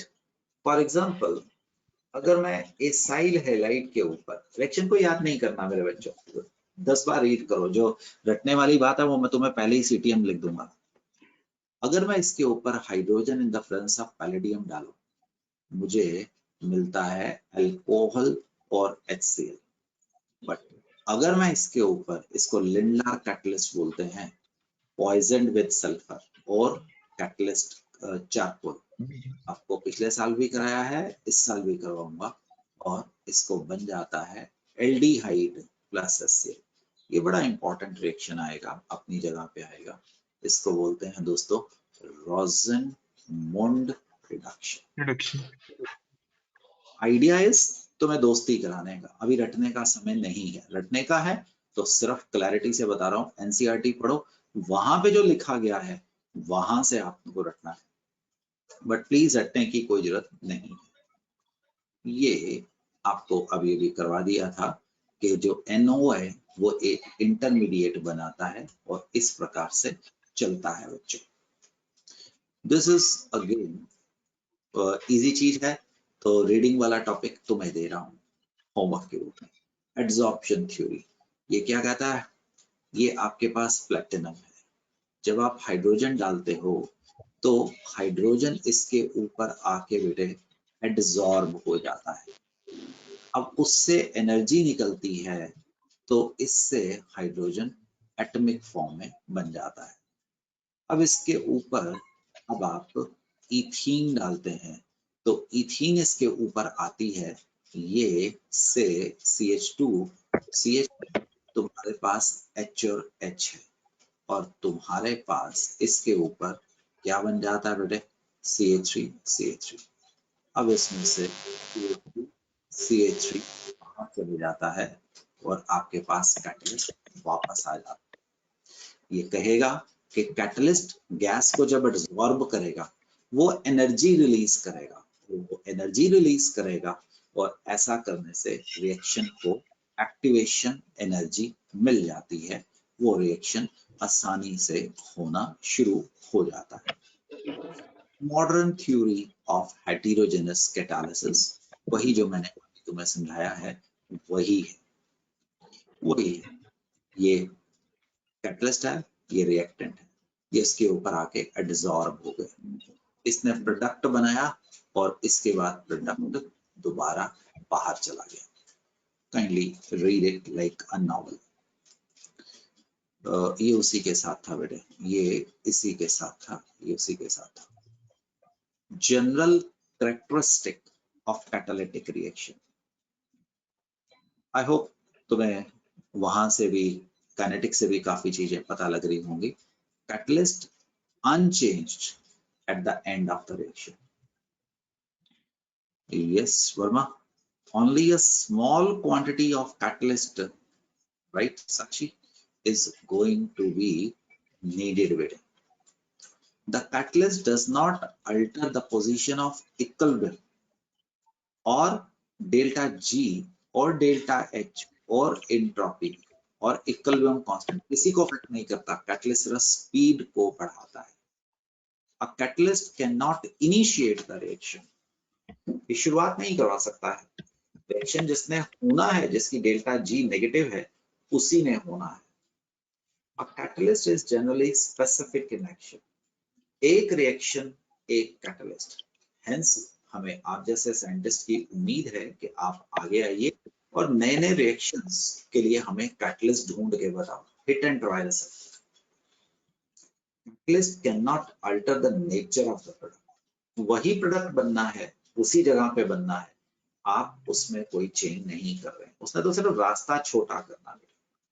कैटलिस्ट एक ऑप्टिमम टेम्परेचर पे ही काम करता है, और जो चीजें आपके लिए पॉइजन है वो कैटलिस्ट के लिए भी बेटे पॉइजन है, वो कैटलिस्ट को भी खत्म करती हैं। मोनोऑक्साइड, आर्सेनिक सल्फाइड, ये सारी की सारी चीजें। The activity of catalyst is enhanced by presence of certain substances called as promoters. Types of catalysis में एक और कैटेगरी, जैसे हमने आपको पीछे करवाया था, the induced catalysis, homo and heterogeneous catalysis भी है। होमोजेनियस कैटालिसिस, मुझे नहीं लगता आपसे कोई पूछेगा डिफाइन होमोजेनियस कैटलिस्ट। वो एनसीईआरटी पढ़ेंगे तो पता लग जाएगा।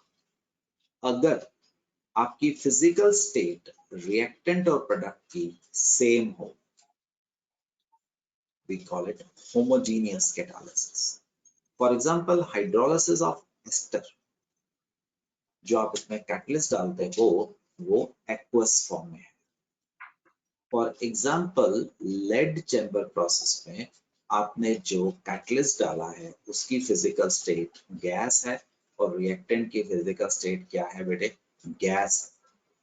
These are known as, चुप साहब, कौन सी? The homogeneous catalysis. Heterogeneous catalysis बेटे, that is where the physical state is going to be, दोस्तों ये Different. गैस है। हाँ बेटे बिल्कुल सही, Platinum, palladium. and this is going to be the case. Contact process में V2O5 या platinum SO2 gas O2 gas के ऊपर एक्ट करता है। You can use it, you can see to that.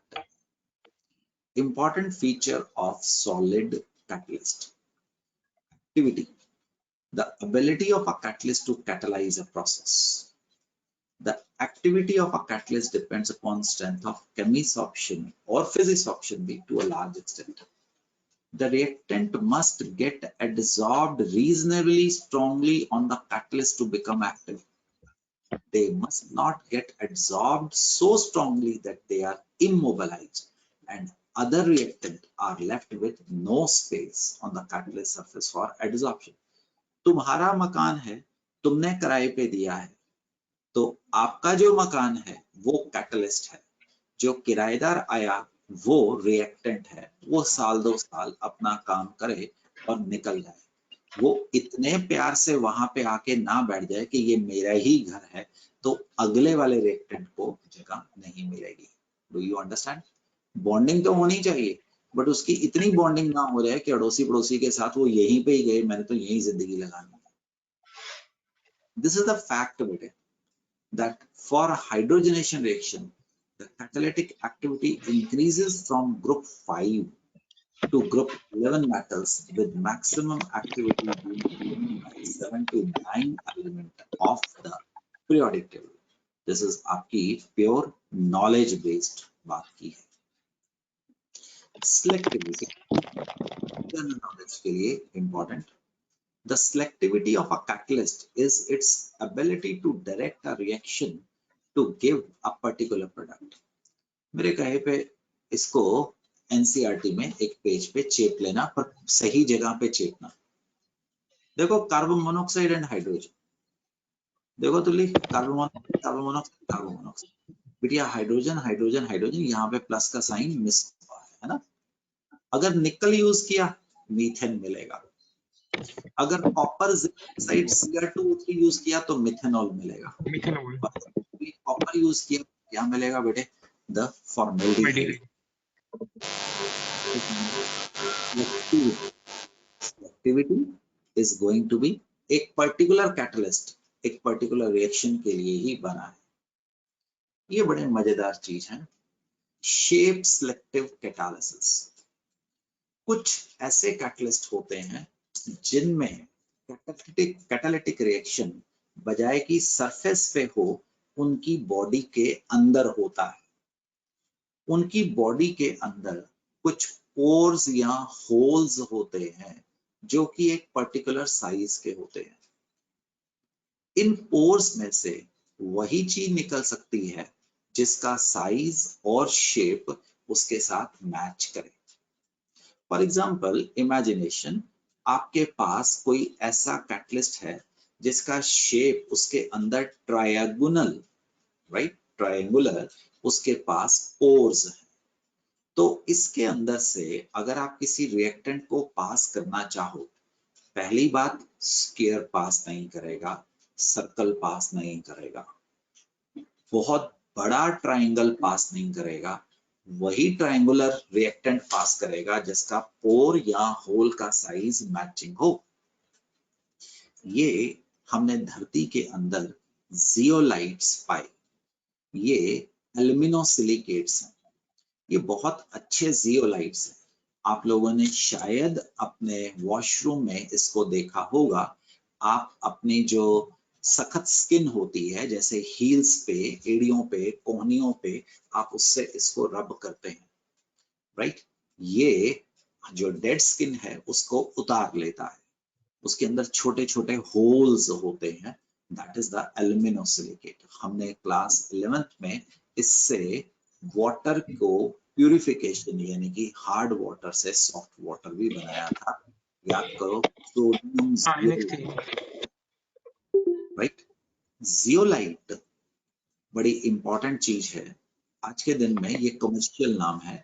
हमने एक ZSM5, ये इसका केमिकल नेम नहीं है बेटे। अगर हम मिथेनॉल को ZSM5 में से पास कराएं तो हमें गैसोलीन यानी कि पेट्रोल मिल जाता है, राइट? द जियोलाइट्स एक पर्टिकुलर क्लास के कौन से कैटलिस्ट हैं? Shape selective catalyst. जैसे आप एक मुकुट को अपने सिर पे रखते हैं, वो एक इंसान के सिर के साइज के लिए मुकुट है, तो ऐसे ही एक पर्टिकुलर रिएक्टेंट के लिए एक कैटलिस्ट है। इसमें से हर कोई चीज पास नहीं कर सकती है। एंजाइम्स श्रेष्ठ are biological catalyst, they catalyse the biological reactions. अगर हमारे बॉडी में एंजाइम ना होता, डाइजेस्टिव सिस्टम में जो नाश्ता आपने सुबह किया था वो तकरीबन ज्यादा से ज्यादा 5 से 6 घंटे में डाइजेस्ट हो जाएगा। अगर एंजाइम ना होते तो आपको तकरीबन 55 साल लगते उसको डाइजेस्ट करने के लिए। Topic important but from your NCERT, don't copy it. Non medical वाले थोड़े से ज्यादा चौकन्ने रहिएगा, क्योंकि आप लोगों को ये चीज पता नहीं होती है। जैसे मिल्क टू कर्ड बनाने के लिए लैक्टोबैसिली नाम का एक एंजाइम यूज होता है।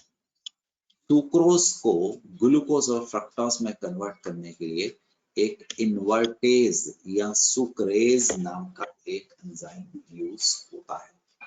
Don't memorise it from here बच्चों, please memorise, please read it from NCERT, so that will be the sufficient topic. Enzymes are highly specific, right? Catalyst है, एक रिएक्शन के लिए एक ही होगा। हमारे ब्लड में यूरिया पैदा ना हो तो भगवान ने हमारी बॉडी के अंदर एक यूरिएज नाम का एंजाइम बना दिया। वो यूरिया को तोड़ के अमोनिया एंड CO2 में कन्वर्ट करता है। क्वेश्चन देखो पूछने का ढंग, पब्लिक टॉयलेट्स के अंदर, लेबोरेटरीज के अंदर, राइट, हमें एक टिपिकल गंदी स्मेल आती है, that is because of ammonia. Urine के अंदर ये कंपाउंड निकलता है, एंजाइम भी निकलता है, और वो अगर हम उसको क्लीन ना करें, वो वहीं पे पड़ा पड़ा अमोनिया गैस एक पंजेंट स्मेल है, हमें पता लग जाती है। ये क्वेश्चन उन्होंने जनरल नॉलेज में पूछा है आपसे। Efficiency, small quantity, optimum temperature and pH, सारे के सारे एंजाइम एक पर्टिकुलर पीएच पे एक्टिव, टेम्परेचर पे। अगर आपको बुखार आ गया है या कोई इंसान को ठंड लग गई है तो उसके एंजाइम्स का हैप्पी बर्थडे हो जाएगा। जब तक टेम्परेचर सही नहीं होगा, पीएच सही नहीं होगा, डाइजेशन सही नहीं होगी। वैसे ही बेटे इसमें भी हमारे पास प्रोमोटर्स, इनहिबिटर्स एंड पॉइजन्स होने वाले हैं। Mechanism of enzyme catalysis, don't draw it. इसको हम क्या बोलते हैं बच्चों? लॉक की हाइपोथेसिस। लॉकिंग। बायो में तो शायद आया होगा, है ना? हर ताले हाँ। की यस सर। तो हर एक सबस्ट्रेट का एक अपना एंजाइम है। Do read it. मैं लगता है कि मैंने एनसीईआरटी से ली है कैटालिसिस, सो फॉलो यहाँ पे मेरे बच्चों एनसीईआरटी। एनसीईआरटी से फायदा क्या होगा? आपको उतना देखना पड़ेगा जितना आपको मिनिमम चाहिए है। हम तो आपको एक अनएंडिंग लिस्ट दे सकते हैं। तो you should know how process में कौन सा, कॉन्टैक्ट प्रोसेस में कौन सा कैटलिस्ट है, चैम्बर प्रोसेस में कौन सा है, यहाँ पे थोड़ा ध्यान कर देना। इसमें होमोजीनियस कैटालिसिस है और इसमें दोस्तों हेटेरोजेनस जो अपने आप में ही क्वेश्चन है बेटे, क्लोरीन पैदा करने के लिए जो प्रोसेस है उसका नाम क्या है? डेक्कन प्रोसेस। हालांकि बेटे पी ब्लॉक में तुम पढ़ने वाले हो। द हाइड्रोजनेशन ऑफ ऑयल के लिए निकल कॉपर हम यूज करते हैं।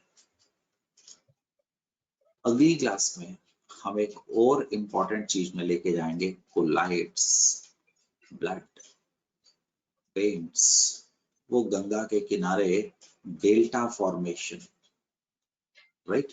हमारे gastric juices, these will be coming in colloids, medicines, आपकी वैक्सीन्स, ये सारे के सारे कोलाइड्स की सिस्टम में आते हैं। This will be एक लेंथी टॉपिक होगा। Colloid is going to be a state of a substance, जैसे डिटोल को पानी में डाल दो, फिनोल को पानी में डाल दो, मेरा आपका ब्लड, हम आपको प्रिंसिपल्स पीछे लेके जाएंगे। हीमोडायलिसिस बायोलॉजिकली तो आप शायद जानते ही होंगे, ब्लड को प्यूरिफाई करने के लिए, जिसकी किडनी खराब हो जाए, बेसिकली वो है क्या, उसके पीछे फंडामेंटल्स क्या, टिंडल इफेक्ट, ऐसी कुछ चीज है। अगली क्लास में अगर ये इस चैप्टर का मेजर पोर्शन हो जाएगा कोलाइड्स। मेरे हिसाब से 2 लेक्चर लेगा, क्योंकि मुश्किल नहीं है, बट अगर एक लिमिट से ज्यादा इसको 1.25 घंटे से ज्यादा पढ़ा दो ना तो बोर होना शुरू हो जाते हो। So we will be doing colloids in the next class, right? Good luck. फिर मिलते हैं।